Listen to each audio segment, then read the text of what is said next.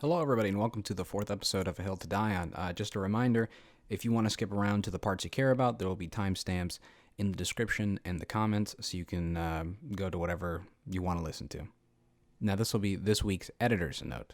Well, I didn't think I'd have to do this again. So, long story short, basically, I had finished recording the editor's note, I had finished editing the podcast, and when I went to go unplug my microphone to finish up, do the finishing touches, and get ready to export the video, Audition crashed. And I was like, what the hell? Because I was just changing mics or whatever, no big deal. There's usually a backup. Well, the backup was from midnight when I had stopped editing to go to bed. And then I thought, don't panic.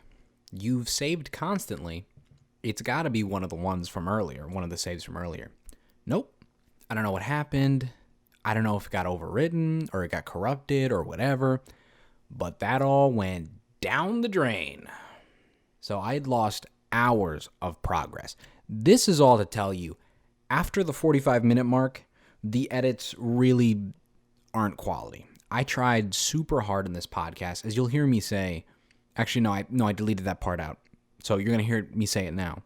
It wasn't the best podcast on my part, right? And I really tried really hard this time because I really liked the topics we were discussing. I tried really hard to make a nice, smooth, clean podcast, a solid product. And man, I cannot tell you how hard I worked on this thing. If you haven't edited, videos or audio before, I mean, it's hard to describe just how tedious and tiring it is to edit something that's, let alone, 5 minutes. Now I'm doing it for 2 hours. And I mean, don't get me wrong, I enjoy doing it. It is a hassle, but I enjoy doing it. Otherwise, why would I be doing the podcast? But it's just hard to describe the immense dread and disappointment to realize that all your stuff just boom. Thankfully, the audio is still there, but I couldn't bring myself to do what I did. I mean, I edited this podcast from about 10 a.m. to 3. And I mean, getting all the little details right. I really wanted to make it a polished podcast, and it just all went away. So this is me trying to tell you how upset I am, and that I apologize that after the 45-minute mark, I salvaged what I could in terms of remembering what I edited, but it's not nearly as polished as it could be.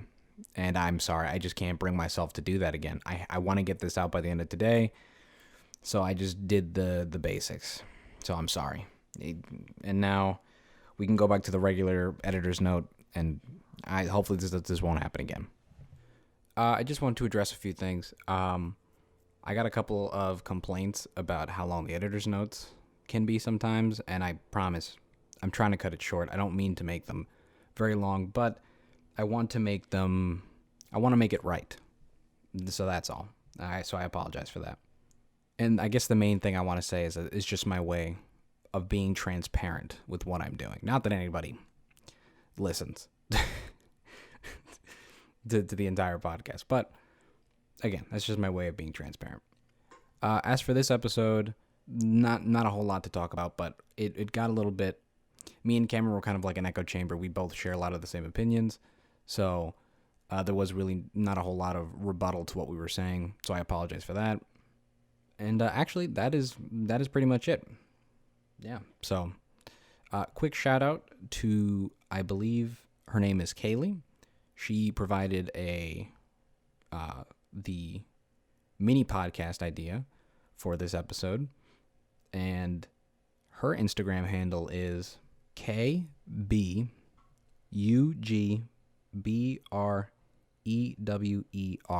if you want to go follow her.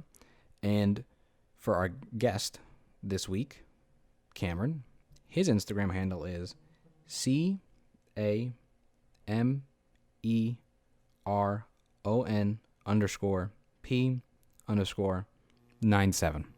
So shout out to those two. And then, of course, follow us on our social media, The Hill to Die On, all that jazz. Please, give us a follow. Keep up to date with what we're doing, that sort of thing. All right. Thank you for listening. Enjoy the show.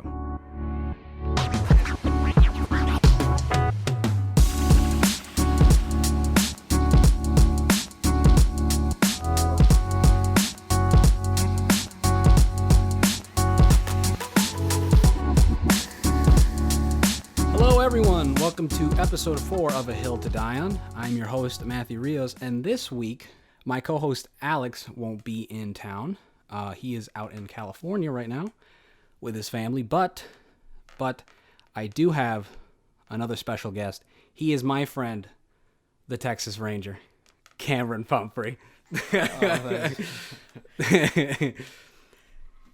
terrible. Yeah, I just thought of it on the spot, and I had to give you something, so. Fair enough. But, yes, so I have my friend Cameron in town, and he is going to sit in the co-host chair for this week's episode. And it should be an interesting show. Cameron, why don't we tell the people how we met? Would you like to start? Would you like to tell the tale? Yeah, I guess. Man, I'm trying to. That is a long journey. But yeah, it started. What was it? 2007? No, it's like 2008 or 9. 2007, 2008, like around the time Halo 3 came out. Yeah, it was Halo. About a year or two after. Yeah, it was playing a bunch of Xbox. Met online. Continued to play a lot of video games online for a couple of years, and then eventually made this in-person meetup a little bit more regular. Actually hanging out. Yeah, and this was we previously had done like years of talking on Xbox. Yeah, and then I forgot what caused the catalyst. Like I know you had always told me like over Xbox and in emails you were like, hey, you can call me, and I was like, I am not calling you. I don't know. I don't know you from a hole in the wall. I'm a 40-year-old man. Yeah. And not to suggest that we weren't talking over Xbox Live. I knew his voice and stuff, but finally one day I was just like, oh, fuck it, I'll call him. And then from there we talked on the phone for hours. Yeah. For a couple years, and then we finally had that in-person meetup in Texas, then in New York, and so forth. Yada yada yada, and we've been friends ever since. Yeah. I sound like a creeper now. Yeah. Sorry to frame you in that light, but well, Cameron, this segment of the show, what do we got going on in our life? What have we been up to? What have you been up to as of lately? Well, lately, well, very obviously, I'm not in Texas, am I? I am on vacation. I decided to take a little break from work, take some time, and not have to worry about any of that for a little bit. Take a good break. So, other than that, just try to figure out, what to do with my life for the your next job, forever. right? Yeah. Also, started learning how to motorbike. Is that the verb? Or ride a motorcycle. I don't know what you want to call that. Riding a motorcycle. The art of motorcycle. Yeah. So I recently bought a motorcycle. Of course, doing it in the safest way possible. Proper gear. Need some more proper training. Right. I gotta be stupid. So yeah. Well, still a little dangerous, but of course. So I was walking outside. That's fair. Yeah. But yeah, I don't know. I don't know if I could do it. Okay, and on the skateboard, come on. Now. Oh, the skateboard's a little safer. I don't go. I don't go to the street of the skateboard. But I did end up flying Superman on the skateboard, though. I have not done that on the motorcycle, so that's true. That would be a lot worse, though. Oh, I can imagine. Yeah. Was it you that showed me that video of the dude just skidding on the road with not a wearing wife proper beater? Gear. Yeah, wearing a wife beater. Lost control and skid for a good while. That was rough. Probably uncomfortable. I was pretty rough. Yeah. And then as for me, what's been going on?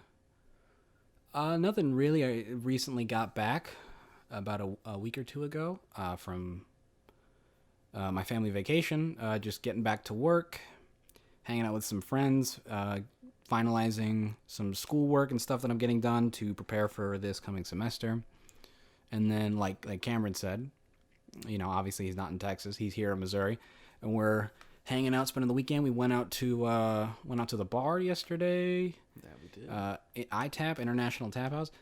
Very nice beers. Sponsored. Yeah, very, very nice. I wish, hey, I'll be a shill. I always say it. I'll be a shill for your company. Money's money. Yeah, money is money. Like, sponsor the show. Oh yeah, then we could drink some Tap House beer. Yeah, then they could give us a beer every episode, and like we can shill it out. Huh? Tell them use our code Hill to Die on 93. Get that 20% off. Yeah, 20% off. 6-pack. Yeah, we just hung out with my friend Michael. Went and drank. Other than that, I mean, I showed Cameron how to ride the skateboard. Oh, yeah, that was terrifying. Yeah, that was terrifying. Oh, you did all right. you did good. I think that's about it. The other thing that we did this week is going to be my topic, so I'll save that for later. But we didn't really do much else. No, just kind of hanging out. Drank and I started work in when I didn't start work. My boss at my job is on vacation, and my other boss left for a job opportunity in St. Louis, so they weren't in the office. So I've been working up in special collections at the library. Interesting stuff they had me doing. First day was pretty boring. Second day was very interesting. Shelving away a bunch of old books, going into some vaults and shit. It was very interesting. Some dusty vaults. Yeah, I was like, this is kind of fucked up for me to say, but I was thinking, with the recent mass shootings, right? Oh no. Yeah, so I was thinking about the recent mass shootings and stuff. And at one point, they sent me. I told you this when I got back home from work. They sent me to go get like a bunch of books from this one part of the library of special collections, and they were like, "Oh, look for this book, look for this book, look for this book," and also anything under this author. There's 300 volumes of it, and if you can find it, get as many as you can. And of course, that's immediately what I did. I went and looked for this guy. I think it's like Ruski Venetsky or something like that. Anyway, so while I was there looking for the 300 something volumes, the door locks both ways. Oh, and there's like 2 other locks to get to that room, and like only I and the people in special collections have the key, right? And same thing with there's like another door.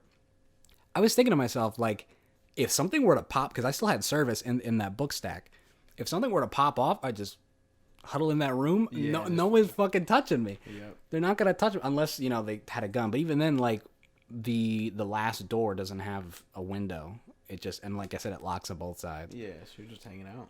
Yeah, I would have just plunk, like nobody would fucking find me. Like I'd. Well, we know where you're going then. Yeah. Yeah, that's pretty much what's been going on this week lately. You have anything else to add, Cameron? That is it. You hit the nail on the head. Yeah. So. All right. Well, I was going to do a new segment for this episode, but I decided not to, simply because I would like to have the discussion with Alex a little bit, because I know he's sort of like, not the opposite of my stance, but we have some different views. Like we've said, we've made it no secret.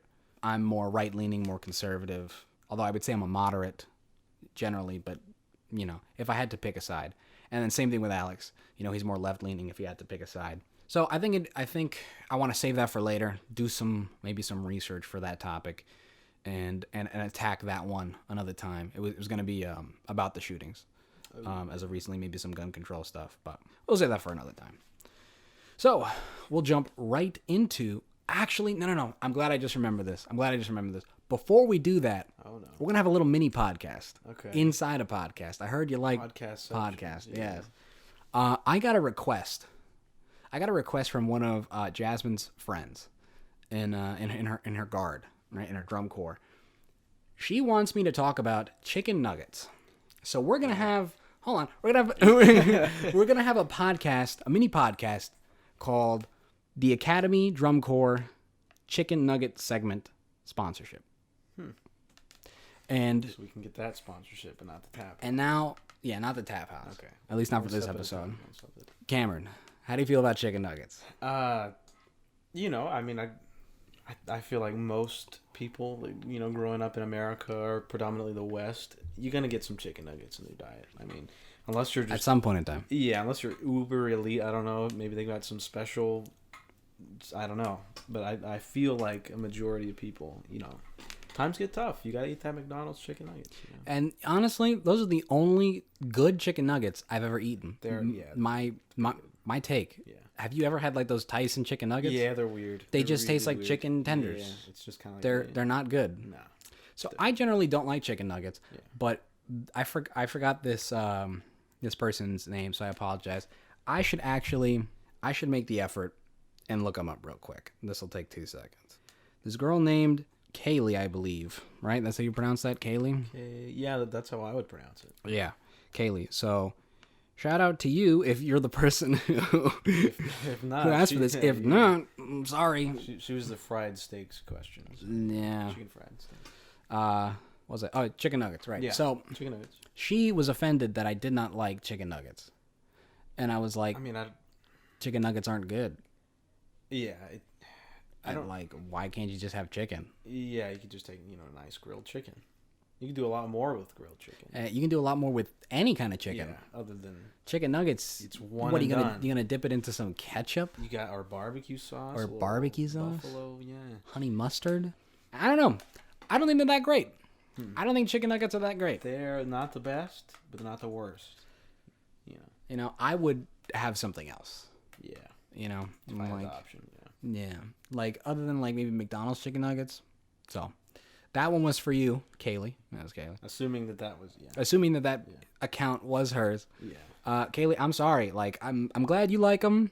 I'm glad you're eating them. I'm glad you're vibing with them. You know, different strokes for different folks. yeah. Thank you. Yes, but it's not for me. Nah. You know, some people like it with the left, other people like it with the right. Some people like the chicken nuggets, some people don't. And you know, I generally don't feel it.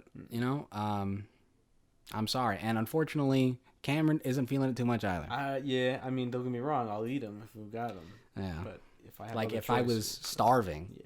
If I like, Yeah, you know, then maybe, but they're so cheap, you know. yeah, you know, I'd rather spend like the extra money on something Yeah, like else. ramen. You know, just buy some ramen or something. Well, anyway, that one's for you, Kaylee. Shout out to Kaylee. Go follow her on Instagram. You could find her through my profile, and like she's following me and stuff. So it's not a long list. Before we move on to the topics, All right. I forgot to ask Cameron. Can you state for the record what you think about my apartment? It's not bad at all. I like the layout.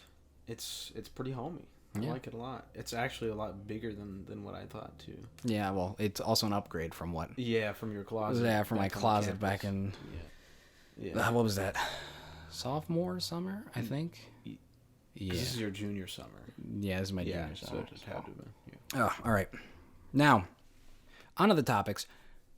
We're gonna do my topic first, Cameron, and my topic is the Netflix show Altered Carbon. We're gonna be talking about a few things about Altered Carbon.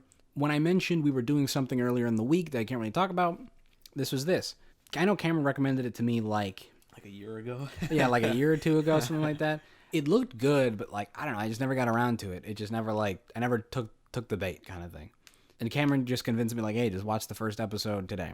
And oh my god, It's pretty good. I fell in hard, and it is a pretty good show. Now, initially, we're gonna get into some spoilery things. We're not gonna get into some spoilery stuff, but later on, we are gonna hit into some themes, and I'm gonna talk about how the show ended and stuff, and just some things maybe I didn't like or did like, and I'm sure Cameron will give his thoughts too. So, for people who don't know, also there'll be timestamps in the description and in the comments, so you can skip ahead to when the spoilers are over.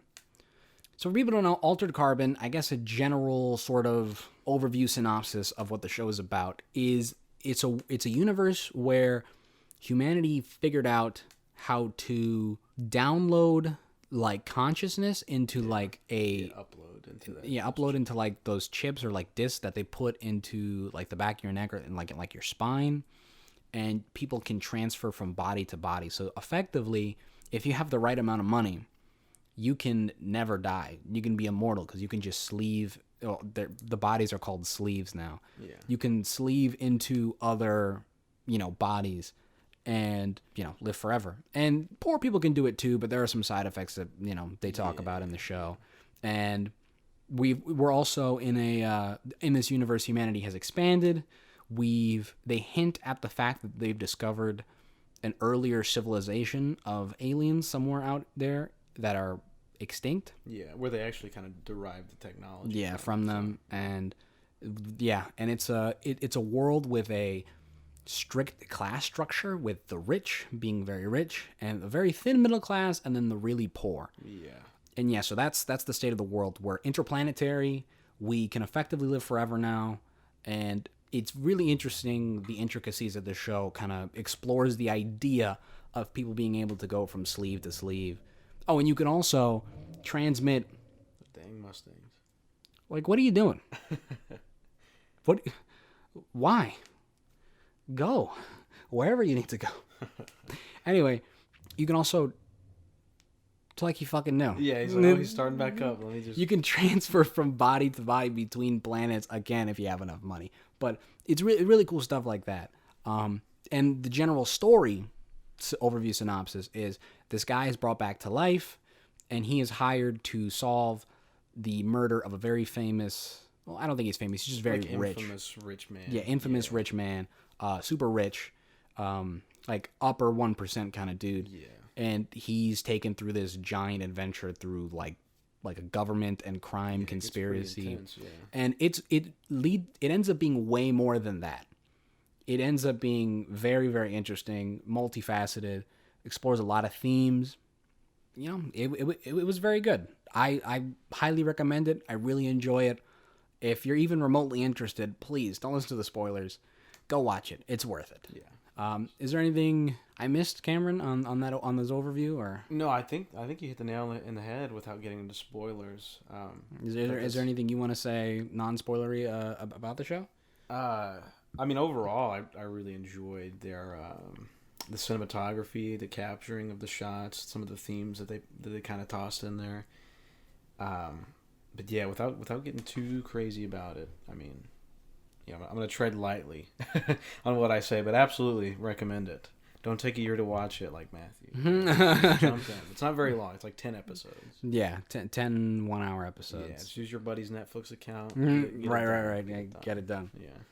All right, so then we're going to start getting into spoilers. Nothing too heavy right off the bat, but it'll exponentially get there. Yeah, we're going to get there. So, Cameron, if you'll allow me, Yeah. I like to go first. Yeah, go ahead. I'm going to Go say right ahead. I'm going to say that for the show's ending. Oh, we're going all the way to okay. Well, I'm not going to talk about the specifics of it just yet. But it's going to exponentially right, get there. I'm going to exponentially get right. into the details. So, turn back now. Yeah, this is it. The ending to the show. I thought the show started off super, super strong. Yeah. Like it. Not that the show is bad by the end. I wouldn't say that. But the show starts off super, super strong. Yeah, It's super interesting. The midpoint of the show kind of gets more actiony. Yeah. And then whereas the beginning was kind of like a mystery noir kind of thing. Yeah, they're like exploring. Yeah. The middle becomes like an action movie kind of thing, and then the end becomes like Sherlock Holmes. They try to bring it back around to like the noir kind of mystery, kind of solving a murder kind of crap, and it becomes Sherlock Holmes. It didn't ruin my enjoyment per se, but whereas I was holding it up as oh wow, this is really, really good to I was like class, I was like that kind of brought it down a level or two for me. I will, if you don't mind me interjecting. Go for it. I will say that's probably it's a big issue that a lot of sci-fi has. Excuse me. With Arrival, it's not an action film. For the most part, there's some action scenes, but I think a lot of that stuff is kind of just, we got to keep keep everyone's attention. Let's just throw some action in here. Obviously there was purpose to it. They kind of go over some of the past, and it was a violent time period. But yeah, it almost feels like it was kind of just tossed in there. Okay, we got to keep people's attention. Let's put some good choreographed fights in. I don't mind necessarily that the midpoint became like an action sort of thing, but when they brought it back around, right, and they sort of changed the pace a little more. Yeah, you're almost already invested. All right, so now I'm going full blown spoilers. Yeah. At the end, he gets the upper hand and then loses the upper Takeshi hand, Kovacs? gets the upper like when it like keeps switching back and forth. I was like, what the fuck is going on Yeah, here? it was almost like padding. Like I threw up my arms a couple times. I was like give me a fucking break. And then like at the end when she's like, oh, I have Quill or whatever her name, or Quell. Oh, his sister. Yeah, His she's sister, out somewhere. I was like, fuck off. Yeah. Like for real. I was like, you gotta be be joking. Yeah, he's right there. We're almost done. You know, somebody needs to pull the trigger, and she's like, "Oh, hey, by the way." So so for anybody who didn't listen to my warning and is here and doesn't understand what we're saying, long story short, the main character Kovacs or Takeshi Kovacs. Kovacs, it was a part of, long story short, he joined like a military uprising, fell in love with the leader. Him and his sister were in this rebellion thing, and basically the big bad government protectorate comes in, kills pretty much everybody, and Kovacs originally thinks he's the only one left alive, but his sister ends up being alive and she ends up being evil, and they have this like climatic fight at the end. Then when they're like at a standoff towards the very end, she's like, if you kill me, you'll never find where she is, and referring to the rebel leader his love interest, Quell or Kill or, yeah, it was like, yeah, I think it's Quell, yeah. And I was like, are you fucking kidding me? Like, you got, that's a joke. Like, I don't know, like, there's a lot of twists and turns which are really interesting, but by the end, the twists were like, you gotta be kidding me. Like, yeah, it was kind of just out there. Yeah, like, stop introducing things to the plot. We've set our stakes, right? Yeah. We set the stakes in the beginning, in the first act. Well, I'm going to divide this into like 3 acts, right? So the first act, you set the stakes, you set the world, you establish things, and you establish the problem for your protagonist, right? Yeah.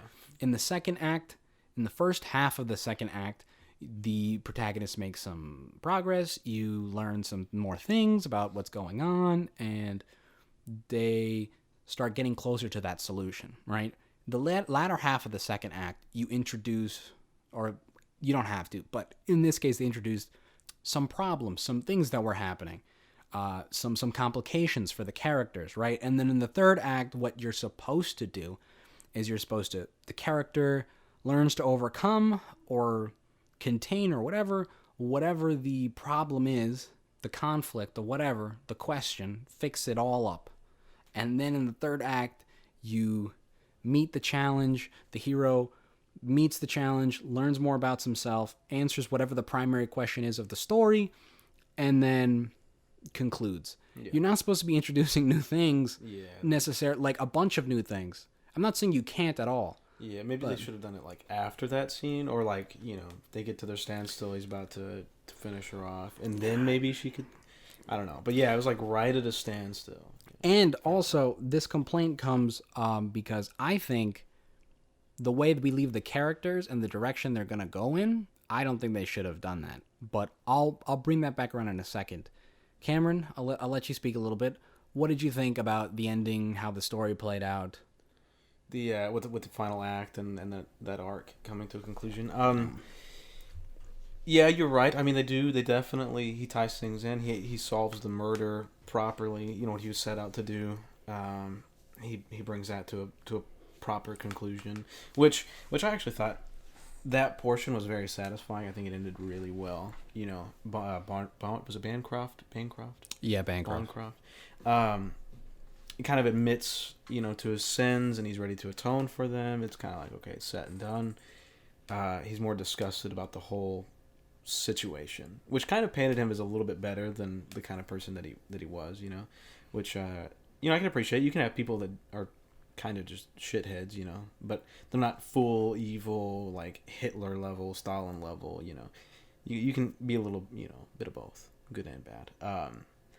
But yeah, going back to the issue with Rei and Takeshi, the siblings, it felt, you're right, that whole ending sequence felt really drawn out.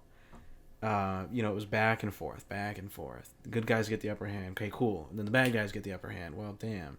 And it was just constant switching it. And he was always like, okay, fine, we'll do this.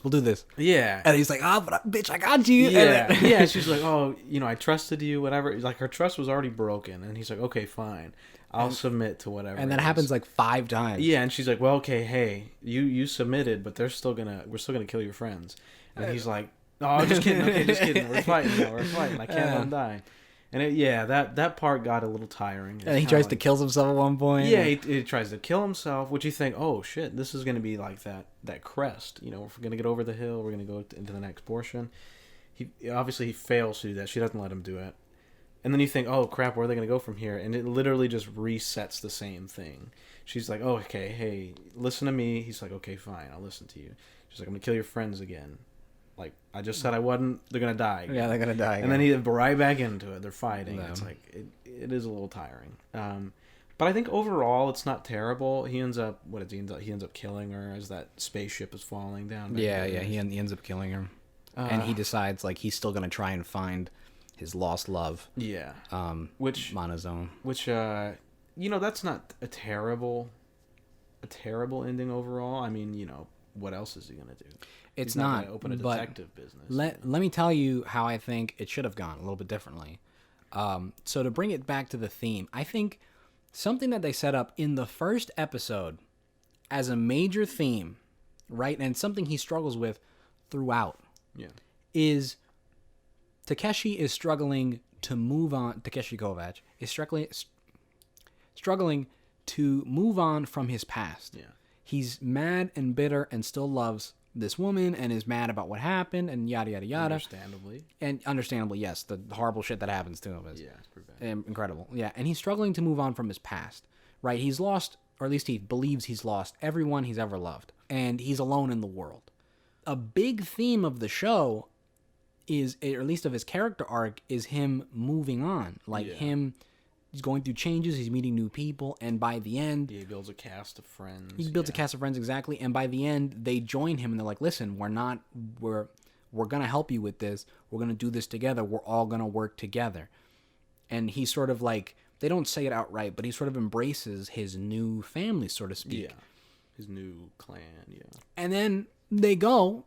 And also, he gets over his love interest, or not love interest. He gets over his former love, Quell, and falls in love with this detective lady named Christine Ortega in the show. So he gets over her by falling in love with Kristen, and they say it outright that he loves her. That is said. Very affectionate. Yeah, they had sex, and then at the end, he finds out, oh, Quill's still alive. Oh well. Fuck all of this. I'm still going to find her. Yeah. Hold on. Okay, continue. Yeah, continue. And he throws it all out the window. Not just him, but the writers take this whole theme of, like, change and, like, evolving and, like, learning to move on. He kills his own sister, for God's sake. So he's moved on, and they just take it and throw it out the window. They don't fucking give a shit. To play devil's advocate to that, I will say that, a lot of his following, his cast of friends, a lot of them end up dying. Like that police, the detective, the computer specialist or whatever it was. He specialized. Oh, Mickey. Specialized in like the data scrubbing, whatever. I mean, he died. His medic friend. I mean, he was reunited with his family, so they're obviously content with their little group. Their family's back together. The hotel, Edgar Allan Poe, he dies. So his group was kind of Poe is the hotel, but he's an AI. Yeah, he's an artificial intelligence. I should throw that in. Most of his group died, and then towards the end, when he's leaving, and that is another thing we need to discuss, is like he double sleeved himself. Basically, he cloned his mind into two separate entities. Right, yeah, we need to discuss that portion too. But he's kind of leaving, going out the door. He's talking to the detective one more time, his supposed newer love interest.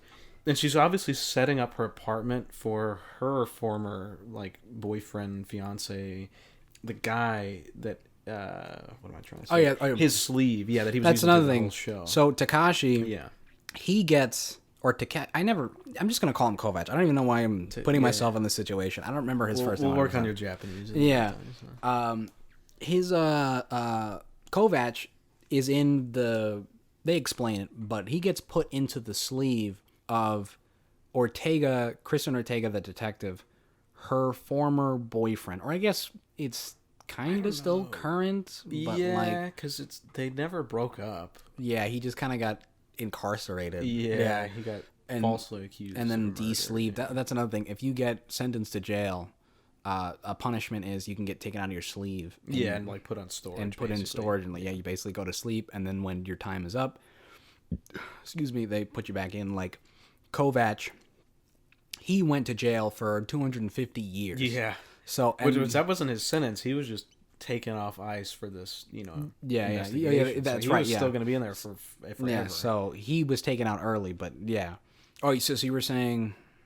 Oh no, I was just tying in because you said that he'd made this new love, these new friends, and then he kind of threw it out the door.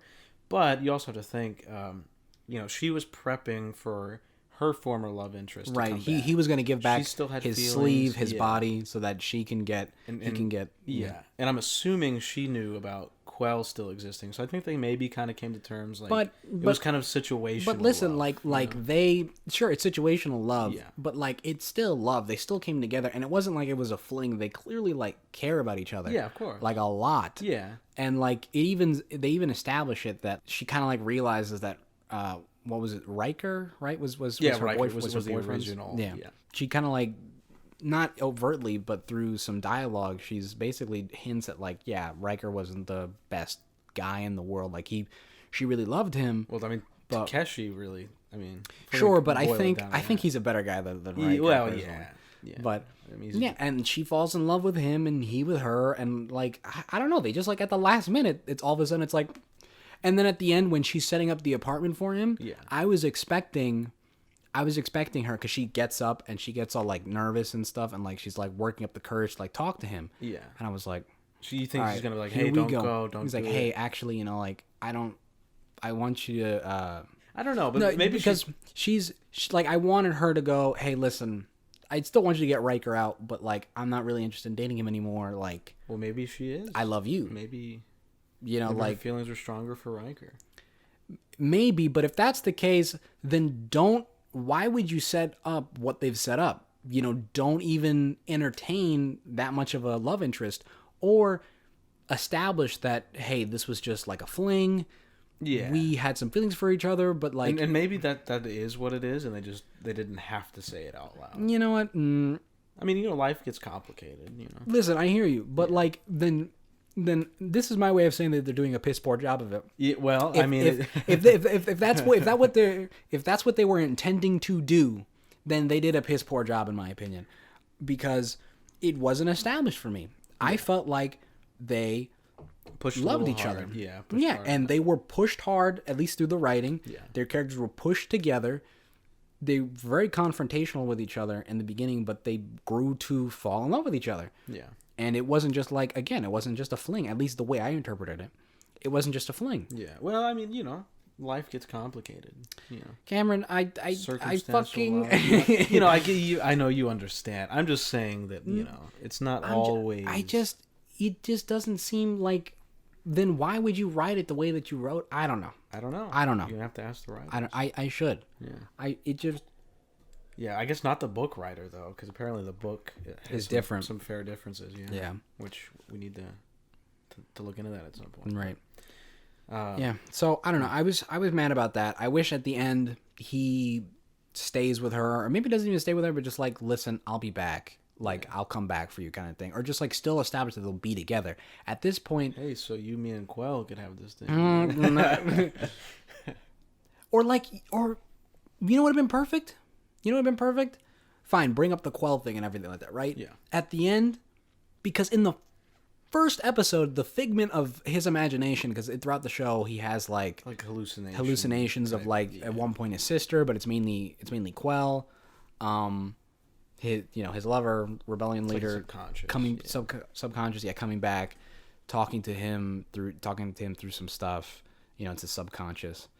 Anyway, and like at the end of the first episode, towards the end, she like basically says you have to learn to move on. Like you have to learn to move on and like take the case and learn to live again. Maybe that's his fatal flaw. He just can't do it.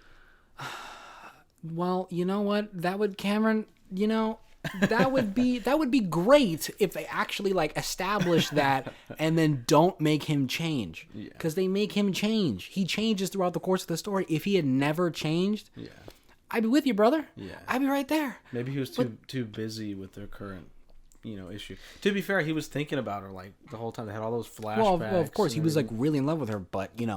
So those flashbacks never told him don't have sex with Ortega. well, it's been He was- 250-year dry spell. He's pretty into it. And then she was like, the subconscious was like, oh, you love her or whatever, like this happens to everybody you fall in love with, and like she's talking about it as if, like I don't know, it's just an established thing. Like I felt like they established it and then they didn't do anything. They kind of went back on it. And a little bit. I think what would have been, like I was saying, I think what would have been great is if he finds out fine, like I would have ended it differently, but let's just say we keep the same sort of basic structure.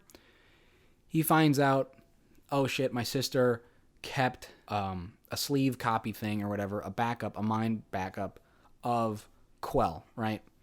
And man, I really love her. I really want to bring her back. And he goes, you know what? No. Or, you know what? Not yet. I have my life now, or I have this life, these people I know, this bond I formed with them, specifically Ortega. Well, I'm not gonna. But you also got to think Riker's coming back. Sure, but like he can fine. He gives up the body. He goes into. Well, they're saying that the next Kovac is gonna be. I believe the actor's name is Anthony Mackie. Yeah. He plays Falcon in the Marvel universe. But regardless, what was I saying? Oh yeah, so like he sure he'll give up his body. He'll give up Riker's body. Riker, yeah. But he still decides, you know what? I'm gonna get a new sleeve or whatever. And then I'm gonna come back and I'm gonna live with Ortega for a little bit, or, I'll go find Quell, but she's not my love interest anymore. Like I'm just getting her to free her to make it right by her. But then like I have moved on. Illustrate somehow that like, all right, I'm still gonna get her, but I love Ortega now. I don't know. I just feel like it was a major theme. And like a bunch of not just him, a bunch of the other characters go through a change, go through an arc. They experience some sort of change and they learn to move on with things in their lives. And for them to just do that, I don't know. I mean, maybe it follows the books. Maybe that's how the books go. But I don't know. I don't know. I would have done it differently. But that's just me. What did you think about the double sleeve issue? Which Kovac is the one that actually came out on top? Oh, okay. So, explaining that, yeah. So at one point during the plot, towards the end, Kovac has to. It's illegal to make. It's illegal to make a clone of yourself, and have a copy of your conscience in there at the same time as the original copy is alive. So you can't have two of you running around. You can have clones, but you can't have you can two have clones, conscious but minds. they have to be in like hibernation and no consciousness in them. So you can't have two of yourselves running around. It's apparently highly illegal, and you can get what's called real death, where they destroy your whatever that's called. The stack. Yeah, that's what it's called, basically right? The computer chip that your the stack, your conscious is on. Yeah. The stack is where your consciousness is stored, and it's the stack is put into the sleeve. You can get your stack destroyed if you do that. Not that that's important. I'm just providing context. He does this to get into that pleasure palace place up in the sky, right? Yeah, where the plot kind of comes down to an end. Yeah. So anyway, towards the end, the UN finds out. The UN investigation finds out about the fact that he's double sleeved, and they give him the choice of like, you got to pick which one of you's got to die, and they do rock paper scissors to find out which one wins and gets to decide. Personally, I don't think they actually ever do the rock. I think they start doing it, and then because they're the same person, they're doing the same moves. I think they just fucking talk it out. And they don't really tell the audience which one won. He alludes to it when he's saying goodbye to Ortega. When he comes back to Ortega. To say goodbye. Which is fucking stupid, Yeah, but well, whatever. That's what we were just talking about. But he says, she asks which one came back, like which Kovac came back, and he said the one that said goodbye, implying that the one who, I forgot to mention, so like the one copy goes as a decoy to this basically Orgy Island. It's a long story, but the one copy goes to Orgy Island. The other one finishes the climax of the story and does everything that we have mentioned so far about that final ending. Yeah, Anyway, the original. Yeah, so he comes to say goodbye to Ortega, and he says the one that said goodbye to you on the floating. Well, he just thing or he whatever. just says the one who said goodbye. Like he didn't Well, it's clarify. It's implied. he doesn't clarify, Yeah. but I think it's pretty clear that he's referring to the fact that I'm the one Yeah. who was in the events. So they don't 100% clarify on it. I think he's telling the truth. But it wouldn't surprise me if they came around and said, "Oh, we got you, fools." If they I say, guess it wouldn't really matter though. to some extent, I think the fact that he had those experiences would Yeah, it played a big part of his character. yeah, it would impact his character a lot. It would be better if that copy survived. But when they're doing the talk between the two sleeves, between the two copies, the Kovac who had to kill his sister is like, man, really sad about it. He's really messed up about it. And the one who went to Orgy Island is lighthearted about it. Yeah, he's like, oh, you had to do that? Oh, okay. Yeah, he had to look into her eyes, and he's like nonchalant about it. And when he comes back to say goodbye to Ortega, Well, maybe he's more like lighthearted about it. yeah, maybe it was Orgy Island Kovac because that's why he's so just kind of like, I didn't have this huge bonding experience with Ortega. Well, no, Or kill my sister. He still had a bonding experience. Well, with no, Ortega. but I mean this ultimatum, this like life or death. I think even if with that Kovac, he still had the connection with. Yeah, no, with Ortega. absolutely. But it was to the point where he like was about to kill himself for Ortega. I disagree. So- I disagree. I think either way it should have ended differently, but That's neither here nor there. that's true. Yeah, so I think ultimately the one who made it out was the one who did say goodbye. I think so. There is strong evidence Yeah. to support No, the other way. I but- don't disagree. So what I'm struggling to remember now because I was so caught up on the change theme and how mad I was about that. Yeah. But what were some of the other themes? There was themes about there was themes about religion. There was themes about family. Yeah. Uh, And how that is how that works in this future and dystopian. yeah. So I guess let's talk about family because I think we're gonna be religion might be later. Family in the show they explore. It's actually very interesting. They explore sort of the different implications of what it means to have different sleeves and to live multiple, lifetimes. And like at one point, the character Ortega brings back her grandmother, I believe, right? Yeah, it was a grandmother. It was a grandmother. Yeah. Brings back her grandmother for the Day of the Dead celebration.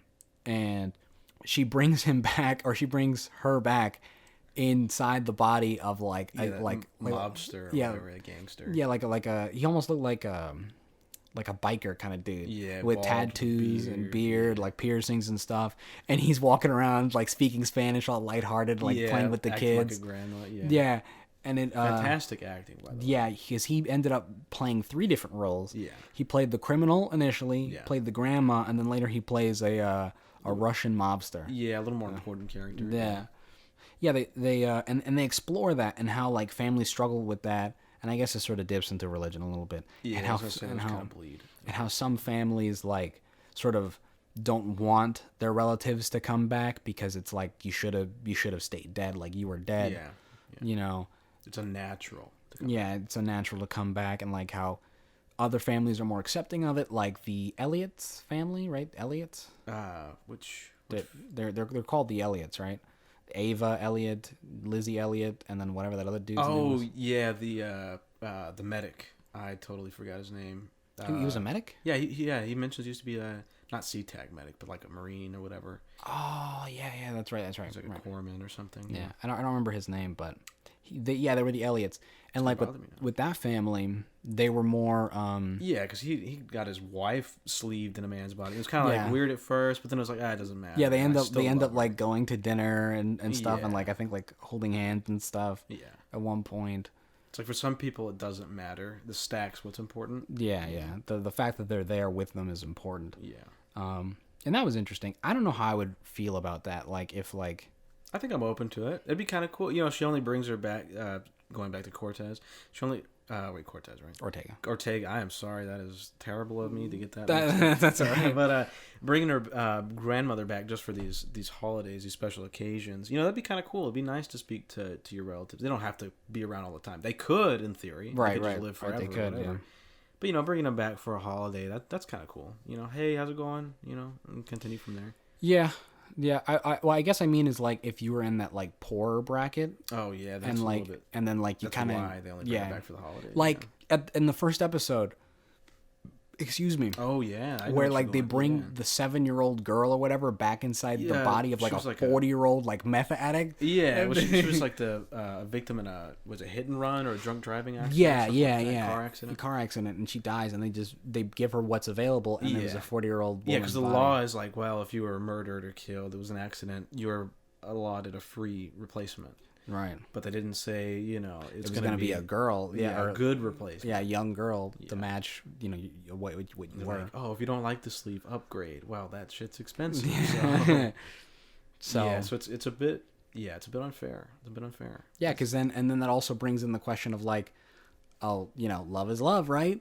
Shouldn't matter. Yeah, it shouldn't matter. 6-year-old daughter is now a 40-year-old meth addict body. But then it turns into, oh well, like for like the dude Elliot. I mean, he was always gonna. I mean, it was pretty obvious that Kovacs was gonna bring Elliot's wife back in her actual at some body at some point. So it was just temporary. But like, what if he didn't have that option? What if he's like, well, listen, I still love you. I think her name was Ava. I still love you, Ava, but you're in a man's body, and like I'm not attracted to a man's body. Like I'll hang out with you, I'll love you, I'll hang out with you, but like sexually, I can't be intimate with you anymore. I guess they could go into to like VR, you know, like those VR dens, and just kind of change appearances. I guess that's true. I guess it's not the same. I mean, to be fair, he was very much open to her when she not initially. When she first came back, he was like, "Who the hell is this dude? Why is he trying to hug me?" But, you know, finding out, it was love conquers all type thing. But, yeah, good point. In the long run, would he be tired of feeling that scruffy beard? I don't know. That is a good question, though. Yeah, it brings up interesting questions about, you know, oneself and, like, what would you do? Like, if Jasmine came back as a dude sleeve and there was no changing back... that would be hard for me, and I think giant muscly Puerto Rican guy. Like I don't know. Could I do it? You macking down on that or what? I don't know. I don't know. And like I don't mean to speak for Jasmine, but I don't think, you know, if I was a girl, in the reverse, would Jasmine still like me? You know, intimately, sexually. Pursue that. Yeah. Exactly. Like we would definitely still love each other. In like, you know, romantically or like as, you know, just people, personalities, you know, but like that's definitely an issue that would have taken centuries, like their environment has to deal with. Yeah, you know, if that happened overnight for us, it'd be a shit show. There's a lot of things that kind of play into that. So. Yeah.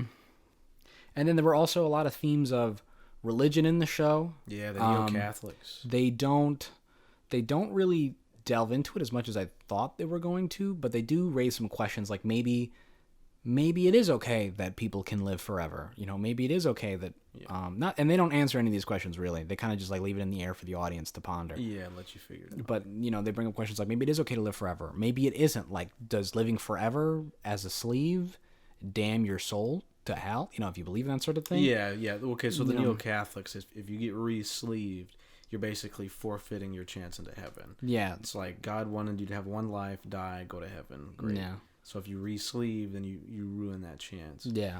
Which plays into the story with how, you know, if there's a murder victim, and if it's a sleeve kill, so only the shell is killed, but not the stack. They can take your stack and respin it and be like, oh, yeah, it was my neighbor Joe. He murdered me. Okay, well, Joe, you're under arrest for murder. Exactly. So the issue is there's like this UN bill that they're trying to pass, that, like, under no circumstance, you'll be spun up and you'll be able to testify against your murder victims. So like the neo-Catholics, they can't be spun up. Yeah, they have it in their code. It's against their religion. Where if you want it, you can have it put into your code for your stack that no matter what, they can't take your stack. They can't pull you back Yeah. into a sleeve and testify. Yeah, which, as we've seen in the show, complicates things tremendously. Yeah. Because, there's this whole murder victim, this other murder victim, that lady, the prostitute. Yeah, right. When they could have, when like a person could have, Yeah, it would have been done in like 30 minutes. You could have brought her back, Yeah. talk to you, or have that person talk to you, and then boom, you figure out what happened, and you're done. Done for. Whereas if now you can't, now you gotta do it the old-fashioned way. Old-fashioned way. Yeah, exactly. Detective work. But yeah, it's very interesting. I don't know. What do you think? Do you side more towards that freedom of no, I don't want to be spun back up, it's against my code, or do you think, sorry, the needs of the many, the needs of society, that kind of needs to come first? I mean, that's hard for me to say because I think I mentioned it on the show once or twice. I'm more agnostic these days. I used to be like hardcore atheist, but I'm more agnostic these days. And I used to be, I wouldn't call myself a hardcore Catholic, but I was pretty Catholic at one point. And so my views currently as an agnostic it's hard for me to say, and it also conflicts with my libertarianism. So like my agnostic side of me is saying, yeah, spin them back up. Yeah, let's figure this shit out. They'll come in, they'll be like, yo, fuck him, he did it, he killed me, or like he killed all those people, or he, whatever, right? And then, all right, put him back to sleep. But then on the other hand, as a libertarian, I'm very big on, my freedoms for other people and letting people do what they want. If you genuinely don't want the government to bring you back to life, you have that right. So like I conflict with that a little bit. I think if I had to side with a side, I would say if somebody asks you to not bring them back, then you don't bring them back. Like if they get that coding, you shouldn't be allowed to bring them back. Yeah, fair point. If they invented a way to like look through somebody's memories without bringing them back, that would be ideal. Yeah, then you wouldn't have to worry about it. Exactly. To bring an argument to that, because I very much agree. I'm kind of stuck in the middle. It's personal freedoms versus security. You can't have both. You gotta make some trades and some sacrifices. If I had to pick, I would honestly lead towards the other side. Spin them back up. Like, we got a murder out. And I will say, like, in the plot, you have these super rich, the meths they call them. It was the abbreviation for I can't remember exactly what it was for. Basically, some character's name or whatever, like some fictional character. Yeah, something. But these uber elite, the top tier percentage of wealth. His sister actually, she found a way to fake neo-Catholic coding. So, they end up killing this girl, and she was going to testify. She planned on it. She basically kills herself just so she can be spun back up later. And they falsify her coding to make her, a neo-Catholic. So they can't do it. So, you got to think of it that way, too. It can be abused. I don't know. I hear you. Yeah. I agree, but... Yeah, no, but the personal freedoms, I get it, too. Exactly. Like, it's but like if I choose not to be spun up, I'm going to be real pissed if I wake up. Especially if against your religious tenets. Like, oh, you just ruined my... Well, then we could argue, well, God shouldn't, damn. Right, but, like, let's just say... But we'll say God's an asshole. Yeah, listen. Still going to damn you anyways. Let's... This is fictional. The neo-Catholic, whatever. Let's not delve into that side of it. Well, we'll just say, for argument's sake, like... Well, not even. Like, listen, if that's what you believe in and that is your choice, as much as I want to bang my head against the wall, if you don't believe in that, you don't believe that at the end of the day. And I got to respect that as long as it doesn't infringe on anybody else. Yeah. So... Fair point. I think as much as I agree with you, I think my libertarian side wins, where, like, if somebody doesn't want that to happen... On the not on the flip side, if you don't mind me kind of pushing it a little bit towards the real world... just on that specific topic, a real life example with getting your children vaccinated. A lot of people, they make that argument like, it's my religious right to not vaccinate my children because it's against, I don't know if it's against any specific tenets. They didn't have vaccines when a lot of, modern day religions were founded, but, they whatever the reason, they say it's against their religion. Well, now you're kind of endangering the safety of society because you have these these more unvaccinated children running around in the wild spreading infections. I mean, and that's true. whatnot. So, I guess. so it's kind of like I guess the counter argument to that would where do you be draw the line? well, I guess you would say to draw the line at whether it affects other people, Yeah. or whether it affects you. And I guess from there you can then make the counter argument that Yeah. solving a murder or Yeah, something, you gotta get that murderer off the street. Yeah, you would save other people's lives, but Yeah. I don't know. I think I'm not sure where the line is, but I think in that case, vaccinating somebody while they're alive will save their life Yeah. and the lives of other people, whereas not More of a bringing somebody security back won't always necessarily, like with a vaccination, Yeah, it's that's like almost always gonna guaranteed. exactly. That's almost a guaranteed you're gonna save somebody's life. Whereas the spinning somebody back up, it's a death kind of thing, and that's not always gonna be. Yeah.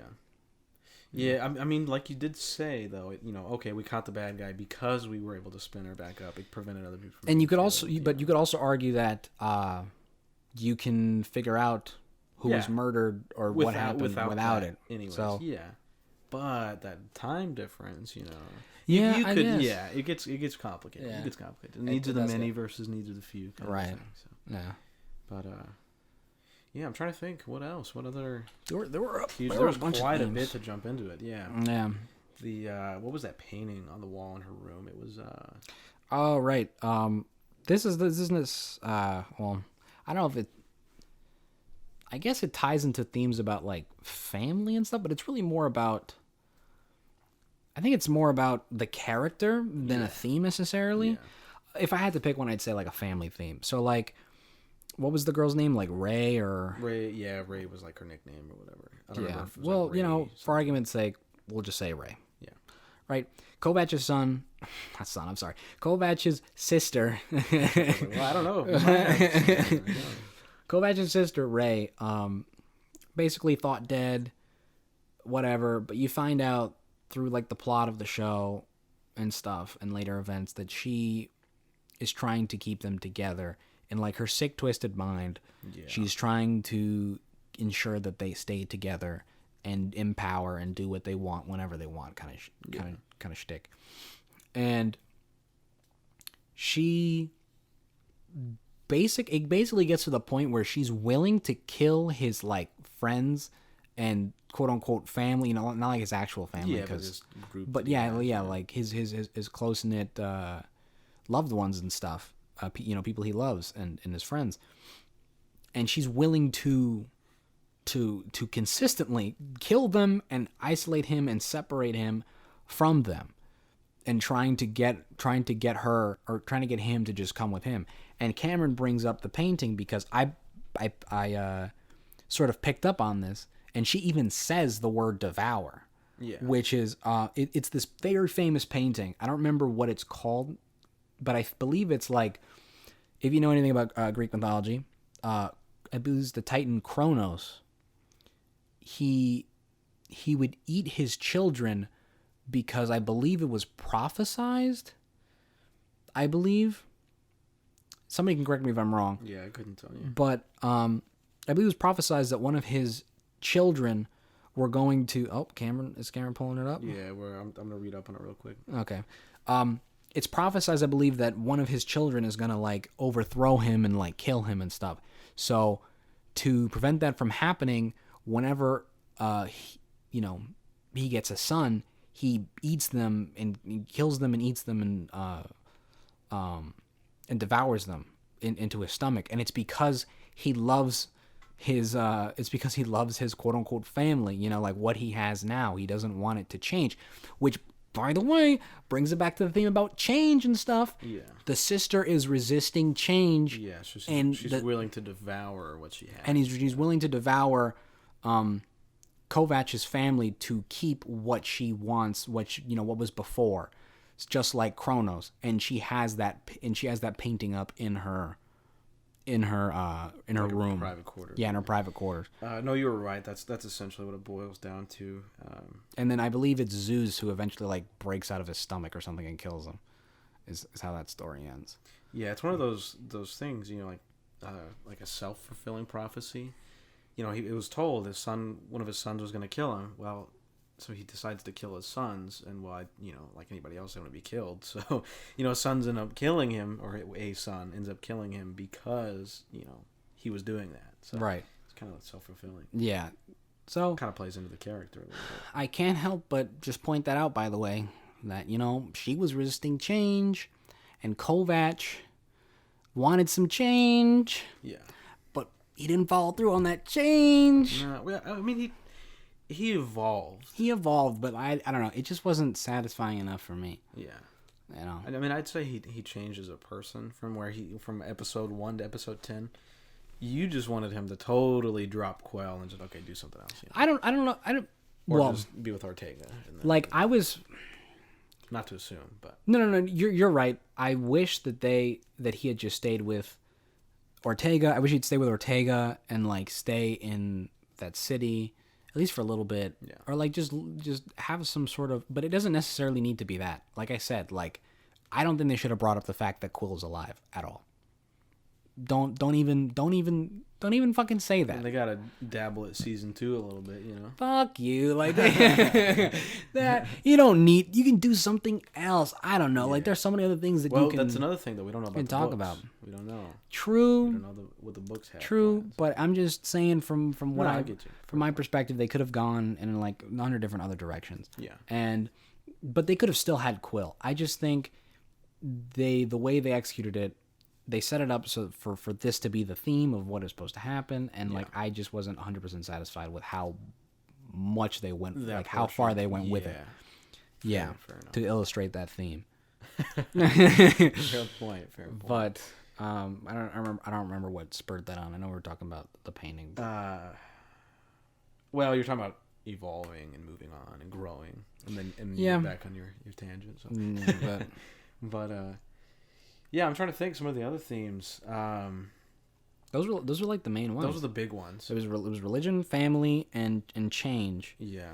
I mean, they do some like societal sort of like. Yeah, because like everyone about- kind of, it's like the desire of the flesh type thing. There's a lot of like bars, a lot of like sexual. I don't know, like dens, I guess. Like They programs like and people are so brothels. numb to like experience because they've lived so long that they Yeah, like seek new experiences. And correct me if I'm wrong, but in the 40K universe, Warhammer 40K, didn't the earlier civilization before like the current civilization, didn't they get to that point where they were so advanced, like they were just bored?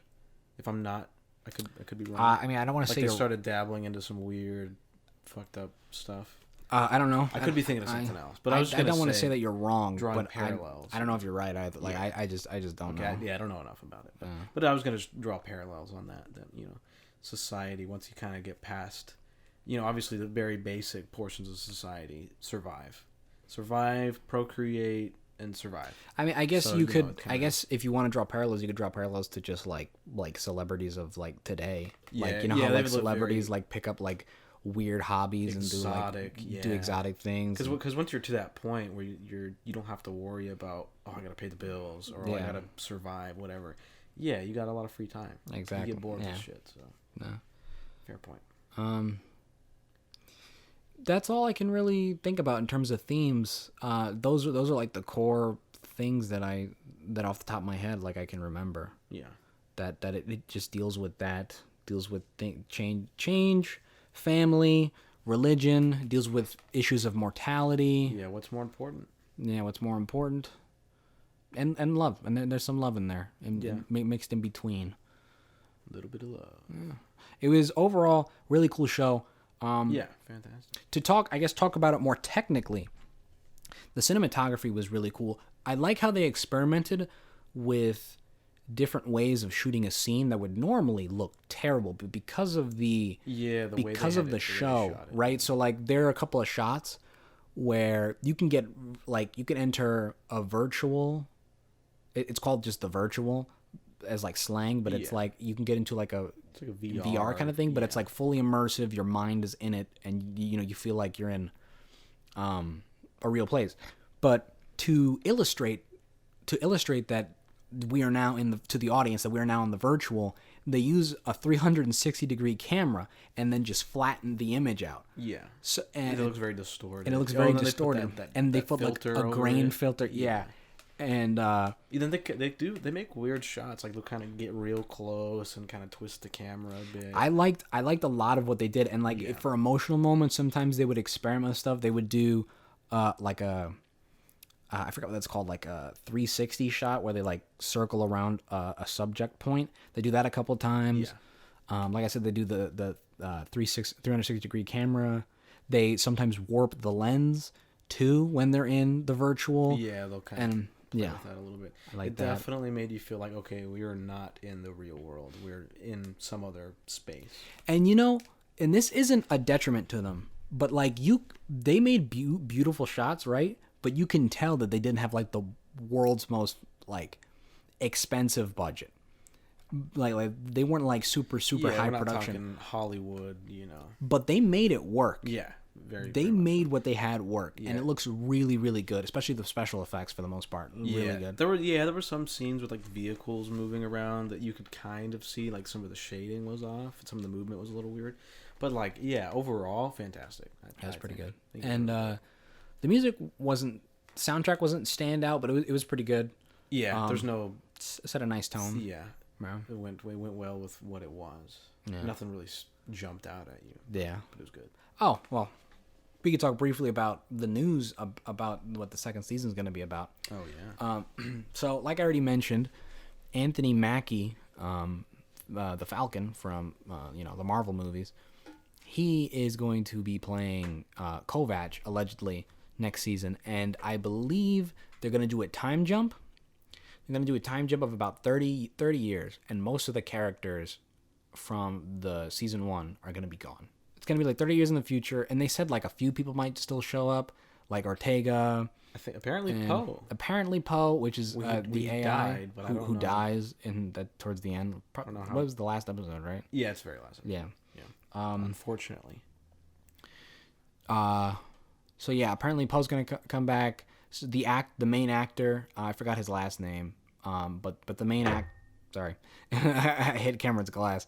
The main actor said that yes, some people you might expect to come back are like Ortega, Poe, maybe the guy who plays Bancroft, the big meth, The rich. the super rich dude. He might come back, but for the most part, like the lower minor characters probably won't come back. Like maybe like Yeah. Elliot's family probably isn't coming back. Yeah, he's probably done with his adventuring days. Exactly. Just gonna hang out with the family. And he said he's probably not coming back. He said both him and the creator said that the window is open, obviously, because now Riker, yeah, Riker is going to be in his body now, in his back into sleeve, his body, into yeah, his sleeve, back right? into- But he might not be involved in the events of the show, so he might not be around for season 2. Yeah, And I don't know how I feel about that. and he said, I personally don't like it, which is why I'm also upset about the ending. But Yeah. we already hashed that one out. Yeah, we did. He said it's going to be sort of like an anthology series in the sense that the next season is going to be like almost a totally different through line of story. I wonder how that plays It's gonna- with the it's- books then. It's going to have I'm not sure. It's going to have like the same overarching story of like homeboy Kovac Yeah, looking trying to find for Quell, yeah. but yeah, apparently it's gonna have a new setting, new story, 30 years in the future, all that jazz. Yeah, that'll be interesting. I personally don't like it, but Yeah, I'm a little disappointed because I actually really liked. I don't know his name. The actor that played Riker's sleeve. Yeah, obviously he played Takeshi, but the guy Yeah, who did yeah. that sleeve. Since he was played by 3 people, or I guess 4 if you want to include the child, but yeah, I'm kind of disappointed. I hope he makes a comeback. The character Riker, I don't really, he wasn't really flushed out. He was shown in like He wasn't. a handful of scenes, but I really also not that great of a character. Yeah, he's kind of a dirtbag. Yeah, But I really enjoyed that actor. I think he did a fantastic. yeah, he did a really good job. He sold the character. But he has not been contacted for season 2, So Unfortunately, and I think I read something about them wrapping up filming on that. Yeah, so it's so- probably already a done deal. yeah. But what you said reminded me of something I wanted to talk about, but I forgot. Also, the acting on the show, Oh yeah, phenomenal. Yeah. I was thinking to myself, like, man, these actors must be like loving this gig because it gives them a like, lot of exposure. yeah, because of how good. because stacks can change. Well, Cameron's So I thought I had to sneeze. dying. We're good. He's We're dying good. You over keep there. going. Almost sneezed. We're good. Because different stacks can be moved into different sleeves, and that allows for different characters to inhabit different bodies, which allows for the whole Kovac going from this one actor's name. I forgot his The name. Riker Yeah, character. the Riker character, the Riker sleeve. I should He say, can yeah. go Kovac from go to him to now Anthony Mackie, and he can be Kovac. So but in the show, like we mentioned with the grandma, like that dude, the criminal, the he thuggish yeah character. he plays the criminal, or the thuggish character. He plays the Latina grandma, and then he plays the Russian mobster, and like these people are acting their ass off. Yeah. And then the Riker sleeve, that guy, the protagonist, he and Ortega, the woman who plays Ortega, pretty much everybody who has to do this, but like Yeah, a lot of the they- main cast. Yeah. they have like subtle differences in their performance. I don't know if you noticed, like with when Are you talking about the sister and Ortega, or are you talking about? for the example I'm gonna use Riker. When the main actor is playing as Riker, Oh yeah, he modifies his speech just a little bit, just enough that you can tell that it's a different person. Yeah, he gives it more of that like cop kind of, Cop, like and he's slang. quicker with how he speaks, Yeah, and he changes like his inflection just a tad bit. yeah, and his attitude by far. Yeah, and like you can, it's just very, very interesting. Like the actors did a very good job of like portraying that, oh, this is a different person in this body now. Yeah, which is incredibly difficult to do, obviously. But then it also is incredibly important for this type of story, like going back to the thug grandma Russian plot character. Fantastic performance. That one's probably, as far as like switching performances in characters, probably my favorite. The standout That one. one sold it because Yeah. it was like, he had his grandma scenes and he's playing with the kids and stuff and making snarky comments. Like for a while, I forgot that character is having to play three different people. Yeah, he literally, it's very like- believable. Like 10 or 15 minutes earlier, he was making like Yeah, he was like, oh, fuck you guys. like whatever. he was Yeah. making like, I don't know if it was rape comments, because he wasn't he was just saying that he would Like have sexual sex. Yeah, he was just comments, making yeah. sexual comments towards Ortega, and like kind of like a very thuggish kind of way. Yeah, 15 And then minutes later, 15 he's minutes later, grandma. he's grandma. Yeah, he's like, oh, Mijo, mija, whatever. Yeah, he's not Mijo, my bad. like eat more comida. Yeah, like he's like really fantastic. Like it actually caught me a few times where like my disbelief was absolutely suspended. It was like, oh wow, yeah, like yeah, oh yeah, that's grandma. This dude is totally grandma. That's right grandma in a different now. sleeve. Yeah, exactly. Or Elliot's wife. Oh yeah, Elliot. Yeah, coming back as as Elliot's a white wife came guy. back as a as a white guy. Yeah. And he plays the mother character believably too. Yeah, he's crying. Like his posturing and mannerisms. Yeah, he gets emotional. Like a very and stuff. emotional, like scared. Yeah. You know. It was all around really, really good. Yeah, fantastic. It was really good. Fantastic acting. I honestly can't think of anybody that had a noticeably bad performance. Like they were all decent. There is one. There was one Which person Maybe I'm not thinking of one. who, not that they were bad overall, but there were a few scenes where I was like, I was like, no. Which one? The actress who plays Ray. The the- actual Ray, The actual sister Ray character. Yeah. The Kovac's sister. That actress, not that she's bad, she got most of her performances down, but there were like a few of them where I was like, the way you deliver that line kind of took me out of it. Now maybe I'm biased because when she got introduced to the story and like her motivations were sort of revealed, I sort of Yeah, you naturally didn't like. was not yeah. 100% happy with how the story was going. So maybe that's like, I just want to provide that Clouding lens. your vision. Exactly. Yeah. Like maybe like that's where I'm viewing this from. So maybe that's affecting my objectivity here. or how I feel about it. But I think there were a couple of lines where like she delivered like an emotional moment or something, and it didn't quite pay off. But again, that wasn't her entire performance. There were other parts of her performance where she knocked it out of the park. Yeah.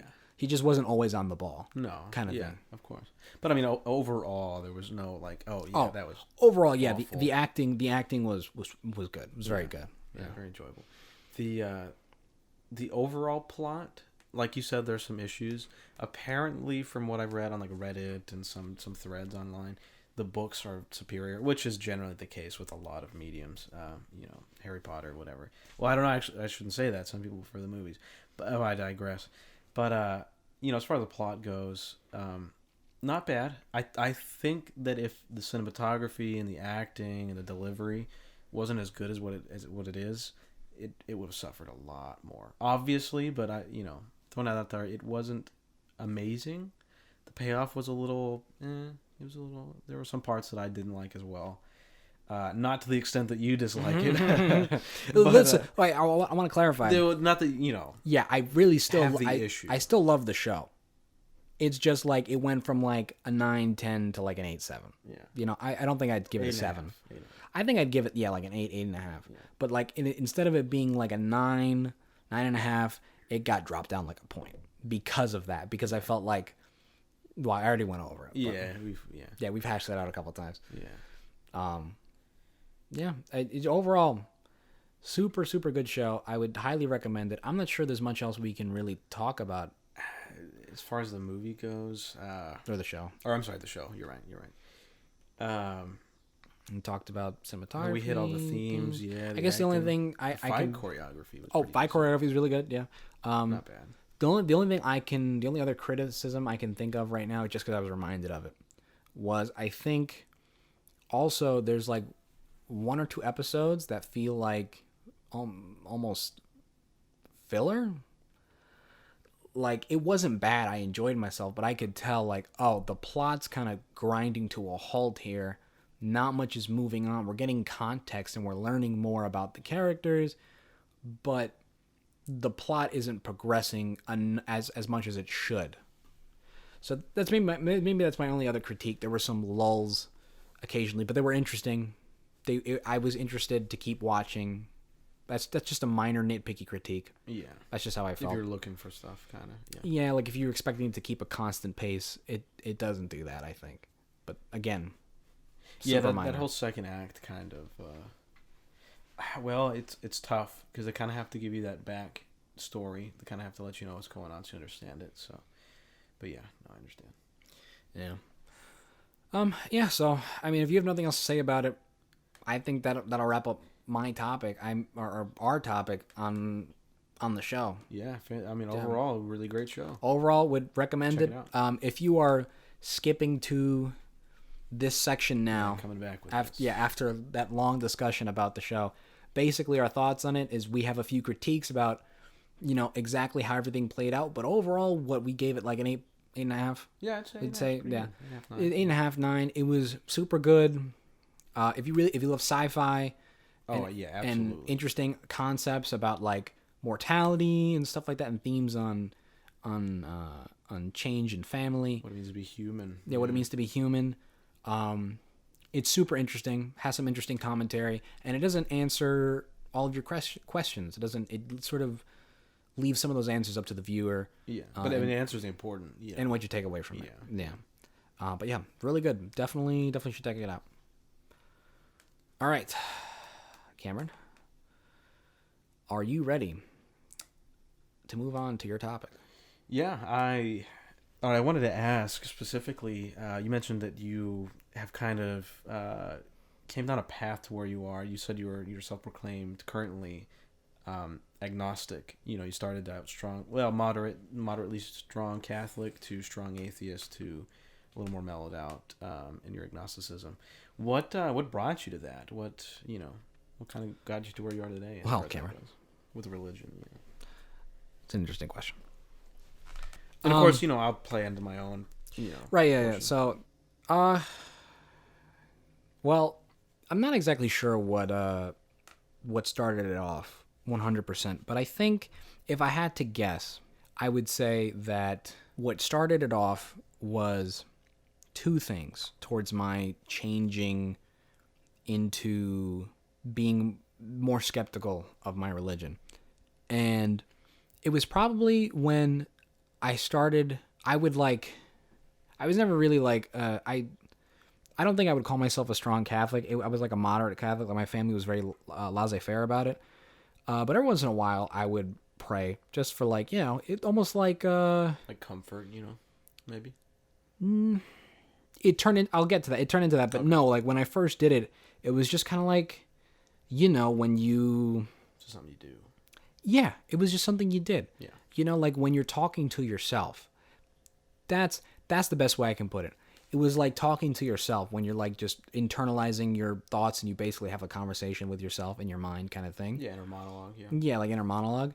Except now it's not just inner monologue towards you, it's inner monologue towards what some higher deity. And I would just, shoot the shit with Jesus, That's a podcast. Yeah, right and there. shoot the shit with Jesus in fucking prayer. And later on, I think around 8th grade, I was ramping up towards my confirmation, which in Catholicism is one of like the sacraments, and it basically, long story short, means you're like an adult in the eyes of the church. You sort of like graduate, quote unquote, from your religious teachings, and you're an adult in the eyes of the church. So I was ramping up towards that, and I don't know. I'm trying to pinpoint where something happened. I'm thinking the thought that's coming to mind right now is I remember I was in religious education one time, and we were discussing evolution, and my teacher said evolution isn't real.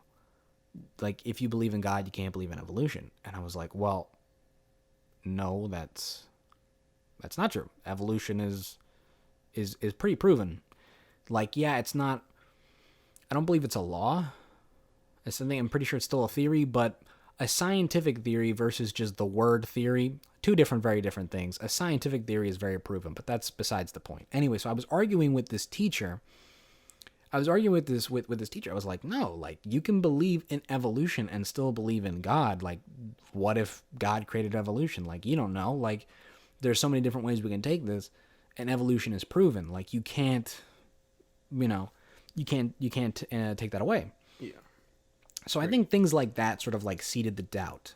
And then I started praying to God, and I was saying things like, things to the effect of like, hey, if you're out there, like, show me a sign, like, do something. Like, if it's even just the tiniest little inkling, and I know it's you, homeboy, I'll be with you 100%, but you got to give me something. And I had brought this up with a couple of people before, but I was always told, like, that's why it's faith.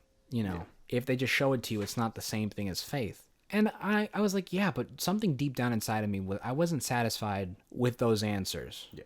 And I just questioned more and more and more and more and more. And then I became very fearful of death, the idea of death. And I think most people are, but maybe me to a more so extent. And I think, I can't really pinpoint it, but I think just somewhere along the line, I started thinking about it more and more and more. And I was like, this I just don't feel like this is what's actually happening. And I did my confirmation anyway. Like, time went on. I did my confirmation. And you can actually see in like the photos of my confirmation, my face is not a happy face. All my friends are all happy in those confirmation photos. You can see in my face, I was happy at the time, but I'm just saying you could subliminally see it on my face. Like, I was not the happiest fucking camper. Yeah, you'd rather be doing something else. Yeah. And so I wasn't really into it. Anyway, so later on, I had my doubts. I still wasn't entirely sure. And I think my junior year of high school is when I finally made the transition. And I was like, I don't believe in God anymore. And I like confirmed it in my mind. Like, I was like, yeah, I don't really believe in him anymore. And I think it's because getting sort of into philosophy a little bit, not entirely on purpose, but like I would watch videos and things and read arguments about like why maybe God isn't real.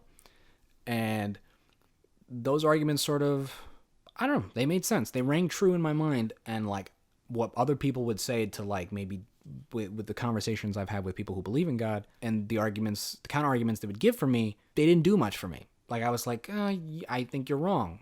Like I don't think your evidence holds up. And the more and more I looked into it and looked into myself and the questions I had, I felt, I don't think there is a God. And I was if anybody asked me, I was a staunch atheist.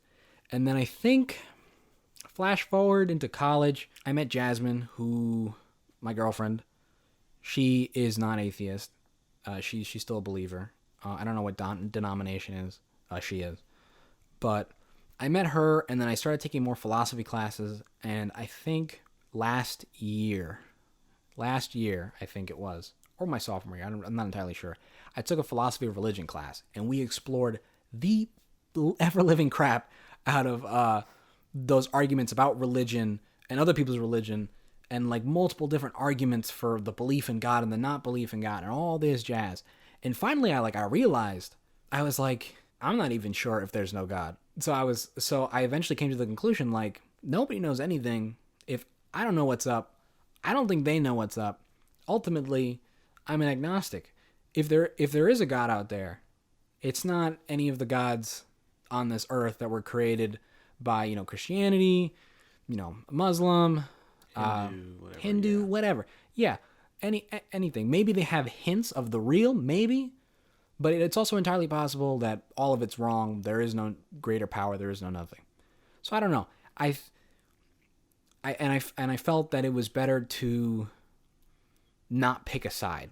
I don't know for sure if there's nothing. I think that the probability of there being nothing is high, but I don't know for sure. And there are convincing arguments that I heard in my philosophy class. Like, I think it's called no, it's not monotheism. That's the Molinism. It's called Molinism. That one's a confusing argument, and I couldn't really recount it to you right now. Yeah, but I was about to ask you. Sorry, I don't have it off the top of my head. But if you look into it, it's incredibly complicated. But if you just barely grasp at it, you kind of have to do some mental gymnastics. But I could see why somebody would believe in God if they went that route. So yeah, I mean, that was my basic journey. I'm sorry that the first part was confusing, but I don't really know for sure when my doubts and things started setting in. I just know what happened leading into like my junior year of high school, how I sort of just realized and accepted within myself, because that was hard for me. Yeah. I don't know about you, but when I was religious, I looked down on atheists and agnostics and people who didn't believe in something. Yeah. And absolutely, that was hard for me to then go, oh man, I am I'm that person now. So that's sort of how my religious journey sort of has gone. And yeah, at the moment I am agnostic. I don't know. I definitely, if we're gonna move over to my for sure, yeah, transition. Tell us your journey. Very, very similar. Very, very similar. In fact, I think we kind of came to the same conclusion around the same time. I think I held on to it a little bit longer than you did, because I remember we'd have discussions while playing Halo, of course.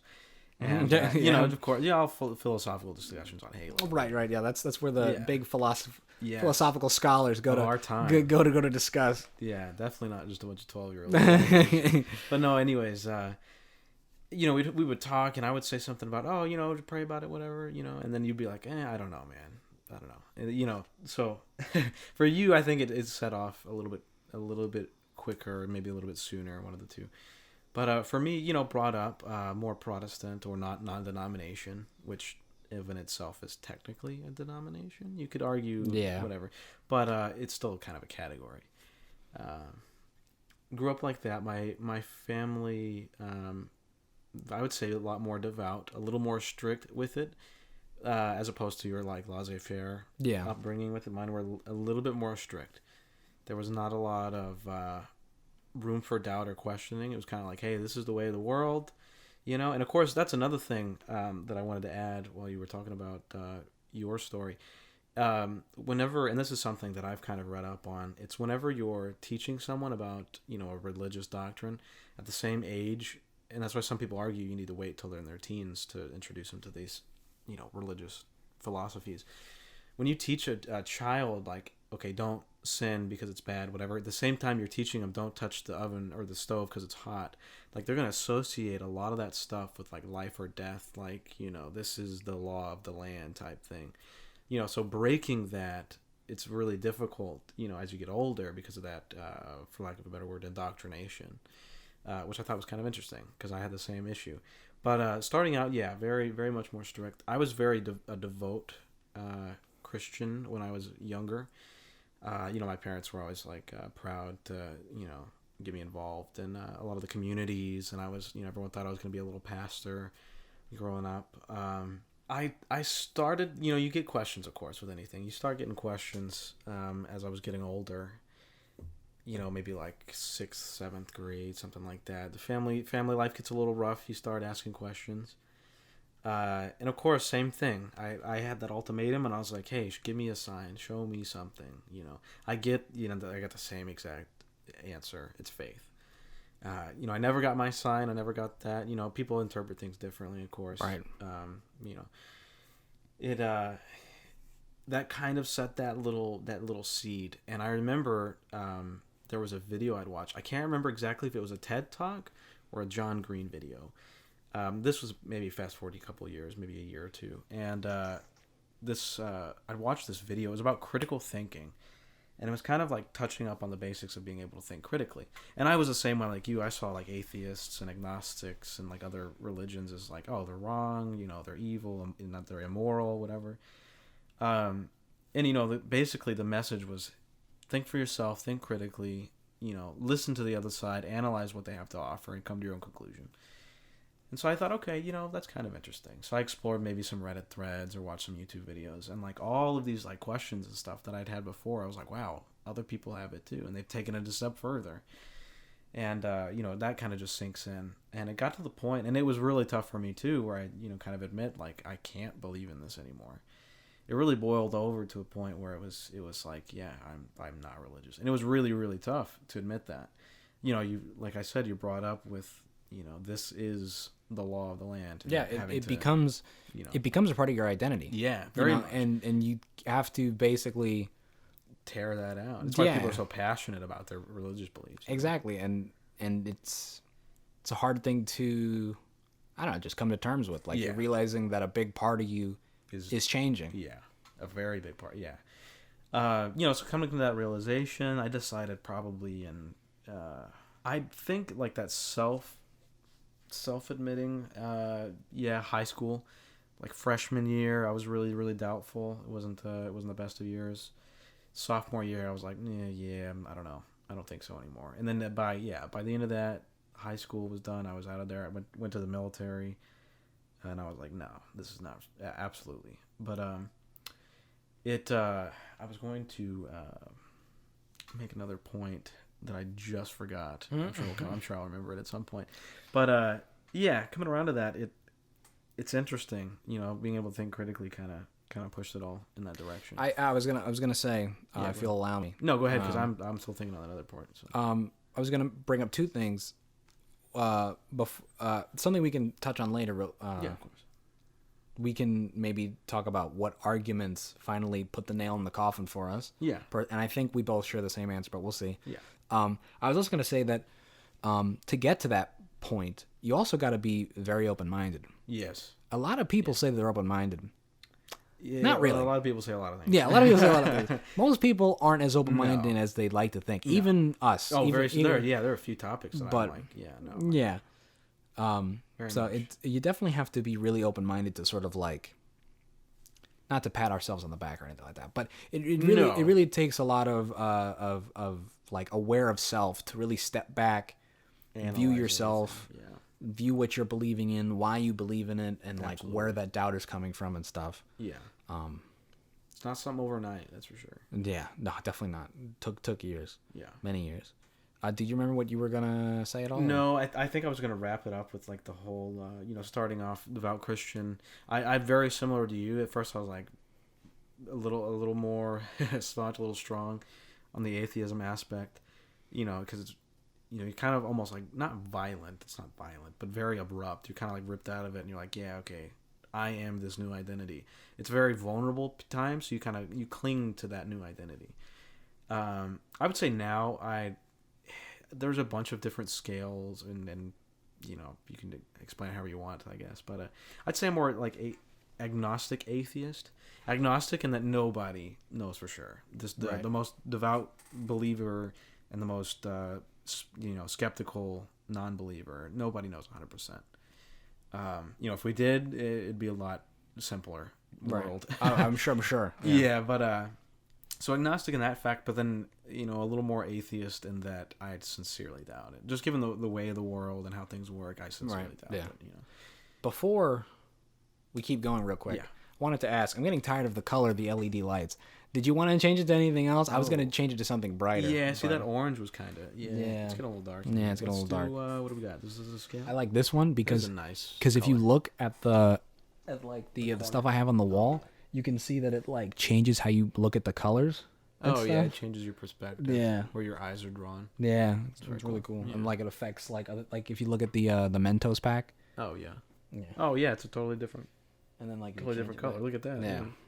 Anyway, I thought that was really cool. Yeah, well, we could have a total discussion on the human optics. Like that kind of plays into it. Some people view that as an argument for God, the complexity of the human eye. And some people say, well, it's pretty faulty. Well, yeah, that is for folks that don't know, that is the fine tuning argument. Yeah.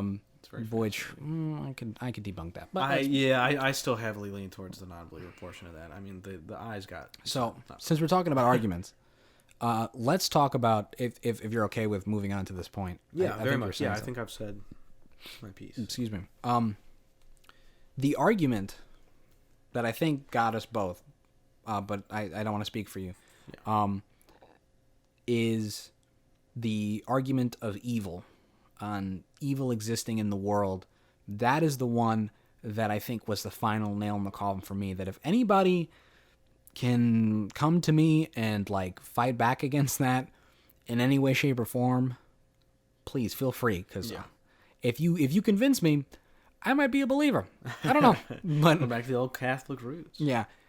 Just a quick overview of that argument for anybody who doesn't know. The argument of evil is, if you agree to the premise that God, the Judeo-Christian sort of monotheistic version of God, if you believe in him, it's established that he is omnibenevolent, omniscient, and omnipotent, which just means he's all good, all-knowing, and all-powerful. I don't remember if I did that in the exact order. But the main point is he is those three things. So if he's all-knowing, he knows of all the evils in the world. If he's all good, he would want to stop all those evils in the world. And if he's all-powerful, he has the ability to execute that and fight those evils, right? Well, if you believe all of those things, then why is there evil still left in the world? If there's evil still left in the world, you can draw a conclusion that maybe God doesn't exist, because if he were those things, he would attack that evil. Yeah. And then this is where maybe my agnosticism comes from. The more accepted conclusion is maybe not that God doesn't exist, but that God isn't what we think he is. Yeah. If there is an all-powerful deity out there, he might not be all-powerful, or he might not be all good or all-knowing. Yeah. He could be a Kronos or a Zeus. Exactly. Yeah. The point of the argument is basically that to either... I guess the most effective point of the argument is to reduce what we believe God to be. The God of the Bible is all those three things. In my opinion, I think that's plainly clear. Yeah, that's definitely the argument. And with that argument and others, I think it clearly shows that not really. Yeah, it leaves you wanting more. It's a bit of in my opinion, a very much flawed argument. And it's so yeah, the argument from evil is the one that really like put the nail in the coffin for me, and I think also for you, Cameron, you can speak on that. As far as like that skepticism goes, that was definitely a very big factor, because I mean, to sit here and say he is those things, that is what the general consensus, at least as far as I understood it growing up, is that he is those things, absolutely. And I guess the counter argument is that, well, he wants you to have free will and make your own choices. He wants you to accept him and not be forced into anything. But at the same time, like, why, it's like unconditional love under the condition that, you accept them. Yeah, and also you could make the argument of the strength of the evil, right? Yeah. So like, why are there child rapists out Yeah, there? or why are some really messed up stuff, or even stuff that's out of human nature, out of human control, like being, children born with bone cancer, or natural evils? Yes. yeah, or mosquitoes and carrying. So that's so that's another thing, right? So like, why did he design? So the those severity and the different evils. There's moral evil, I believe it's called, or Yeah. human evil, something like that, Yeah. and then there's natural evil. Yeah, And which I have a bigger issue with the natural evil. well, I yeah, mean, that's because you're gonna have this kid. The argument is free will, let you do whatever.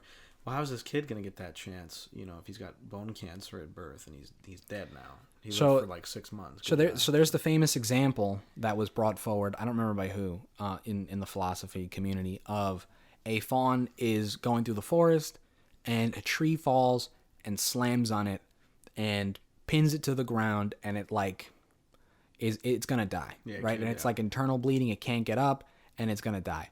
But it's not going to die right away. It's going to die a slow, painful death over the course of 3 days, and there's nobody around starve to death to kill it or save it or whatever, right? Yeah. And you ask yourself, what was the point of that? Yeah. And like somebody... What's the lesson? Exactly. Somebody might say like, oh, well, there's a reason to it because maybe if that didn't happen, Mysterious like ways. Hitler was going to happen or something like a second Hitler, something like that, right? But then you could also make the argument like, if God has to kill a fawn in the middle of the forest that nobody's going to see over the course of 3 days just to affect something that's going to happen elsewhere, he doesn't seem like that much powerful of a God. If he has to do some backdoor, there's something wrong here. At the very least, you got to ask some questions. You'd think about, something that's happening here. Yeah.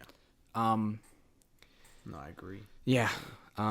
And then again, the severity of the evil is like, why can't we just get like paper cuts to teach us not to sin? Why do you have to get bone cancer? Exactly. Why do people get bone cancer? Why are people murdered? Why are there school shootings? Yeah. Why are these things happening if that's the point of the evil? Yeah.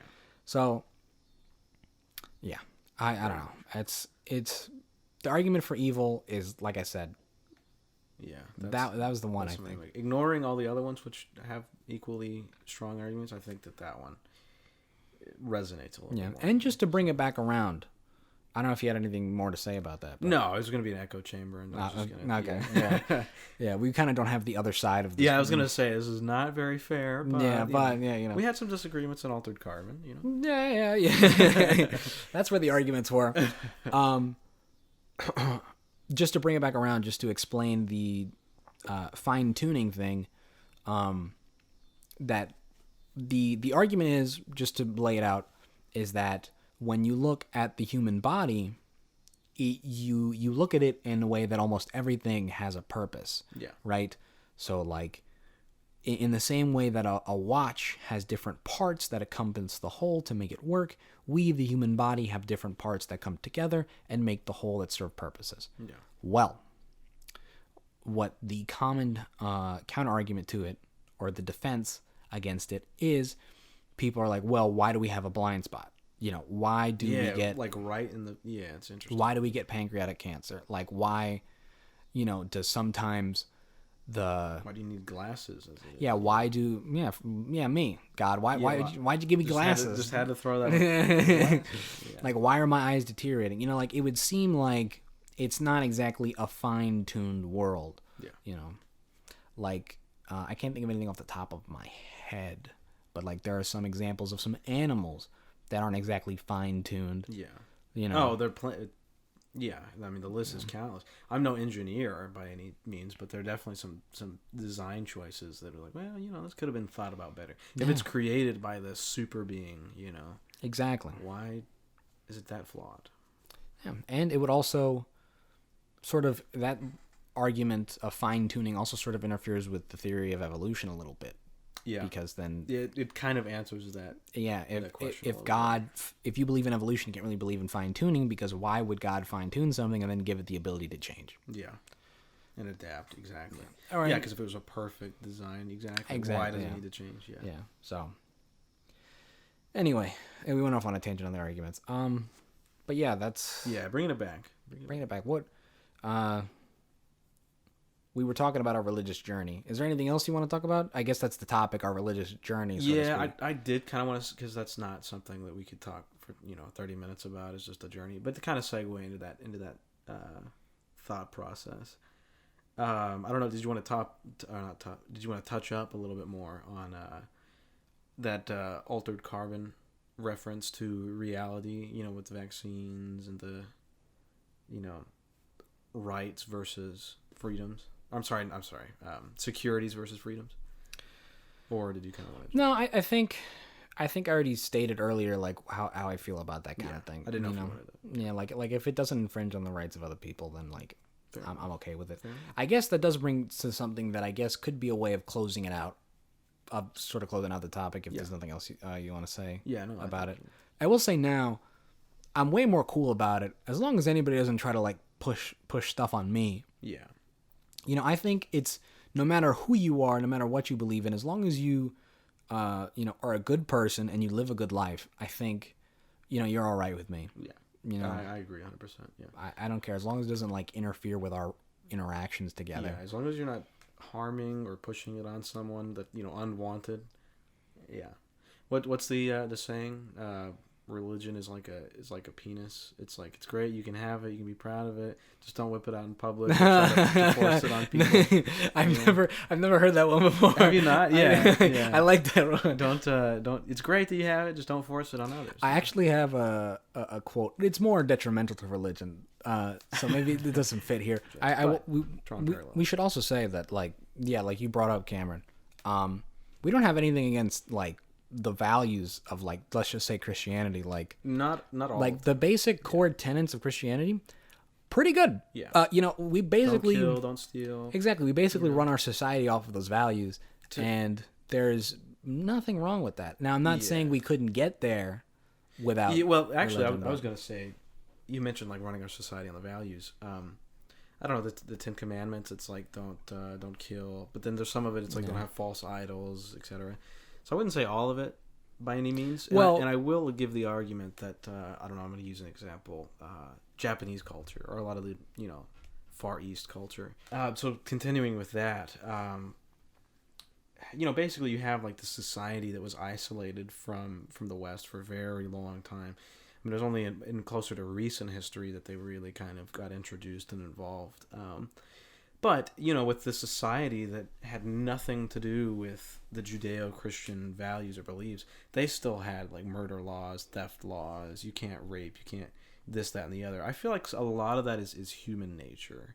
And you could argue that God instilled that or whatever, but, whatever you want to say about it. But, I will say, and I had that argument with my grandmother the other day, actually, about the founding fathers basing the country on Judeo-Christian values. I argued against that, saying that there's nothing in any of the founding documents that mention Judeo-Christianity, and that a lot of those, not a lot, but some of those core tenets are just human nature. Don't kill, don't steal, etc. I guess what I would say, I think I would agree with your grandma, but with that, I think it's based off of it. I think I would say is based off Judeo-Christian values. What I would say is that doesn't mean if they didn't base it off Judeo-Christian values that they wouldn't get the same result. You know what I mean? Like they were clearly influenced by their beliefs in God and stuff like that. But I don't think like if they were fucking, excuse my French, if they were like, I don't know, like Hindu or something, like if they were Hindu, I think they would get to the basic same, things like don't kill. Yeah. Value, freedom and all that jazz. Yeah. My point is that you don't need Christianity right, to have a moral society. Yeah, I agree with you. Yeah. But yeah, my basic thing was, I don't hold anything against the core tenets of it. I just think, I don't know. I just don't think it's all 100% right. It's not all 100% there. Yeah.